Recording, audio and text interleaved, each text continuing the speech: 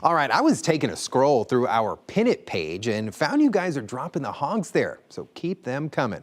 I'm never really surprised anymore when I see a Jeep owner doing really weird stuff. However, this is not weird. This is just plain dangerous. I'd prefer if we did not see stuff like this again.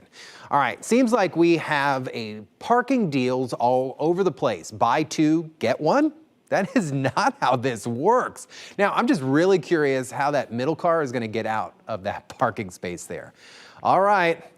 Then we have this in the city of Winter Park. Everyone is so worried out there in the city about gas leaf blowers all the time, and yet we have yard maintenance guys that are parking in disabled parking spaces. There are no excuses for any vehicles ever, unless you're an emergency vehicle on a scene.